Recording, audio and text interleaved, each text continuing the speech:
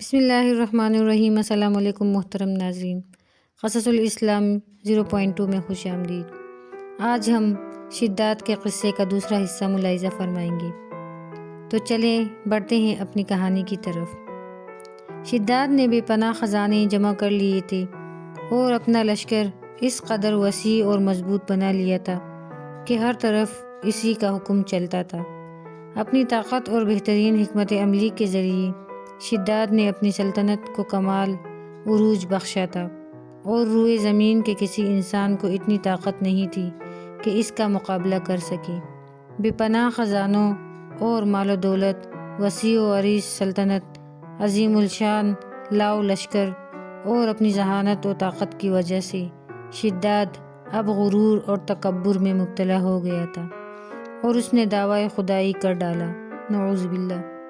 عالموں اور واعظوں نے اس ملعون کو پند و نصیحت کی اور حق تعالیٰ کے خوف اور اس کی عبادت کی طرف رغبت دلانے کی بہت کوششیں کی، لیکن شداد کا کہنا تھا کہ دولت و حکومت، جاہ و ثروت، عزت و شہرت اور حشمت سب کچھ میرے پاس موجود ہے، تو مجھے کیا ضرورت ہے کہ میں کسی خدا کی اطاعت کروں، نعوذ باللہ۔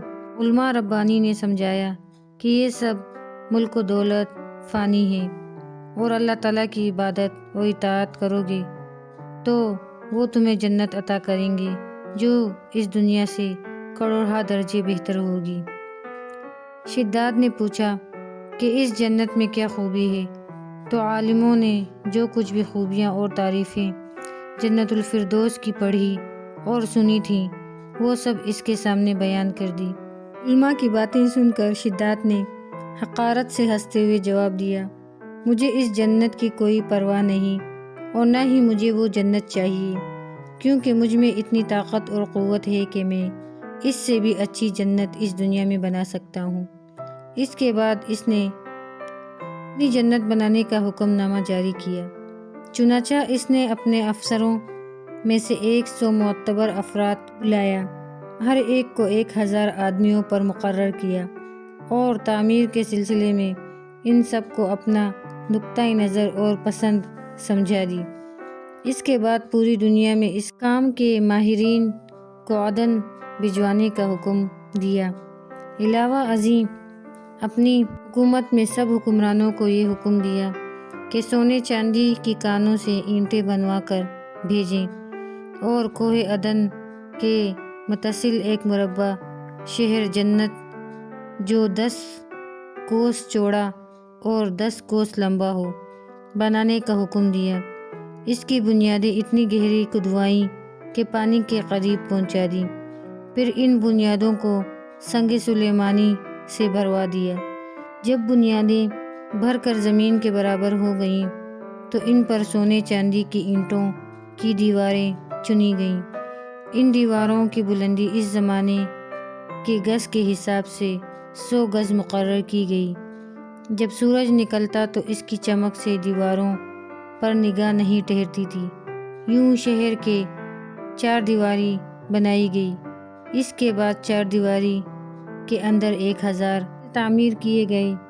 ہر محل 1000 ستونوں والا تھا، اور ہر ستون جواہرات سے جڑاؤ کیا ہوا تھا۔ پھر شہر کے درمیان میں ایک نہر بنائی گئی، اور ہر محل میں اس نہر سے چھوٹی چھوٹی نہریں لے جائی گئیں۔ ہر محل میں حوض اور فوارے بنائے گئے۔ ان نہروں کی دیواریں اور فرش یاقوت، زمرد، مرجان اور نیلم سے سجا دی گئیں۔ نہروں کے کنارے پر ایسے مصنوعی درخت بنائے گئے جن کی جڑیں سونے کی، شاخیں اور پتے زمرد کی تھیں۔ ان کے پھل موتی اور یاقوت اور دوسرے جواہرات کے بنوا کر ان پر ٹانگ دیے گئے۔ شہر کی دکانوں اور دیواروں کو مشک و زعفران اور عنبر و گلاب سے ثقیل کیا گیا۔ یاقوت و جواہرات کے خوب صورت پرندے چاندی کی اینٹوں پر بنوائے گئے جن پر پہرے دار اپنی اپنی باری پر آ کر پہرے کے لیے بیٹھتے تھے۔ جب تعمیر مکمل ہو گئی تو حکم دیا گیا کہ سارے شہر میں ریشم و زردوزی کے قالین بچھا دیے جائیں، پھر نہروں میں سے کسی کے اندر میٹھا پانی، کسی میں شراب، کسی میں دودھ اور کسی میں شہد و شربت جاری کر دیا جائے۔ بازاروں اور دکانوں کو کم خواب و ظرفت کے پرندوں سے آراستہ کر دیا گیا اور ہنر والے کو حکم ہوا کہ اپنے اپنے کاموں میں مشغول ہو جائیں، اور یہ کہ اس شہر کے تمام باسیوں کے لیے ہر وقت ہر نوع قسم کے پھل میوے پہنچا کریں۔ 12 سال کی مدت میں یہ شہر جب اس سجاوٹ کے ساتھ تیار ہو گیا تو تمام امراء و ارکان دولت کو حکم دیا کہ سب اسی میں آباد ہو جائیں۔ پھر شداد خود اپنے لاؤ لشکر کے ہمراہ انتہائی تکبر اور غرور کے ساتھ اس شہر کی طرف روانہ ہوا۔ بعض علماء مصلحین کو بھی ساتھ لیا اور راستے بھر ان سے مسخر کرتے ہوئے ان سے کہتا رہا، ایسی جنت کے لیے تم مجھے کسی اور کے آگے جھکنے اور ذلیل ہونے کا کہہ رہے تھے، میرے قدرت و دولت تم نے دیکھ لی۔ جب قریب پہنچا تو تمام شہر والے اس کے استقبال کے لیے شہر کے دروازے کے باہر آ گئے اور اس پر زر و جواہر نچاور کرنے لگے۔ اسی نازوں چلتے ہوئے جب شہر کے دروازے پر پہنچا تو روایت ہے کہ ابھی اس نے گھوڑے کی رکاب سے ایک پاؤں نکال کر دروازے کی چوکھٹ پر رکھا ہی تھا کہ اس نے وہاں پہلے سے ایک اجنبی شخص کو کھڑے ہوئے دیکھا۔ اس نے پوچھا، تو کون ہے؟ اس نے کہا، میں ملک الموت ہوں۔ پوچھا، کیوں آئے ہو؟ اس نے کہا، تیری جان لینے۔ شداد نے کہا، مجھ کو اتنی مہلت دے کہ میں اپنی بنائی ہوئی جنت کو دیکھ لوں۔ جواب ملا، مجھ کو حکم نہیں۔ کہا، چلو اس قدر ہی فرصت دے دو کہ گھوڑے پر سے اتر آؤں۔ جواب ملا، اس کی بھی اجازت نہیں۔ چنانچہ ابھی شداد کا ایک پاؤں رکاب میں اور دوسرا چوکھٹ پر ہی تھا کہ ملک الموت نے اس کی روح قبض کر لی۔ پھر حضرت جبرائیل علیہ السلام نے بڑے زور سے ایک ہولناک چیخ ماری کہ اسی وقت تمام شہر ماں اپنی عالیشان سجاوٹوں کے ایسا زمین میں سمایا کہ اس کا نام و نشان تک باقی نہ رہا۔ قرآن پاک میں اس کا ذکر اس طرح ہوا ہے۔ ترجمہ: جو ارم تھے بڑے ستونوں والے اور شہروں سے اس کے مانند کوئی شہر شان دھار نہ تھا۔ پارہ نمبر 30 سورہ فجر۔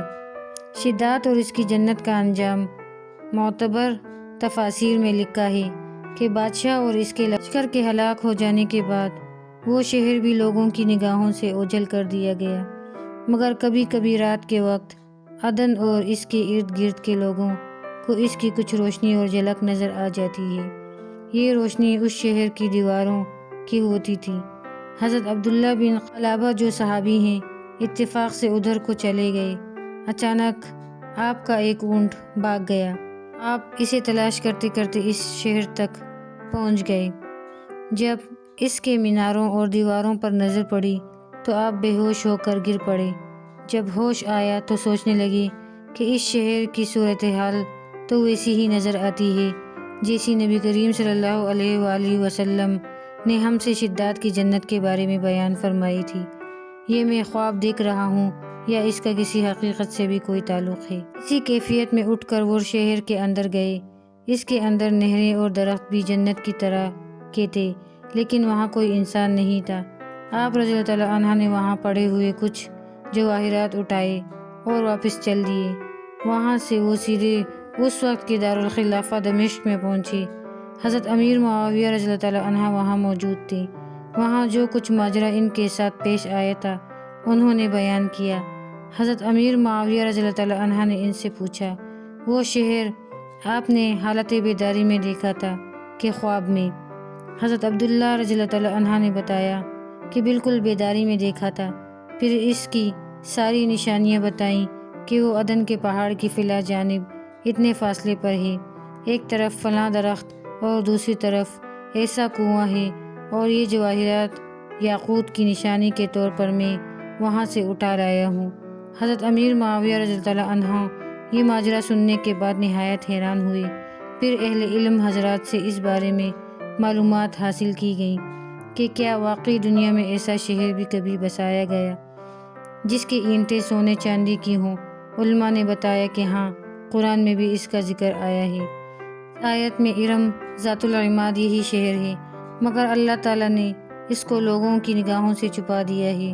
علماء نے بتایا کہ حضرت محمد صلی اللہ علیہ وآلہ وسلم نے یہ بھی فرمایا ہے کہ میری امت میں سے ایک آدمی اس میں جائے گا اور وہ چھوٹے قد، سرخ رنگ کا ہوگا، اس کی گردن پر 2 تل ہوں گی۔ وہ اپنے اونٹ کو ڈھونڈتا ہوا اس شہر میں پہنچے گا اور وہاں کے عجائبات دیکھے گا۔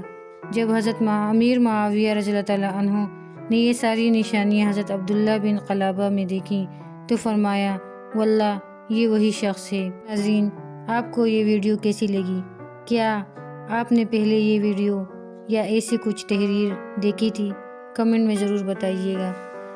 ہمارے چینل کو سبسکرائب کرنا نہ بھولیے گا۔ دعاؤں میں یاد رکھیے گا۔ جزاک اللہ خیر۔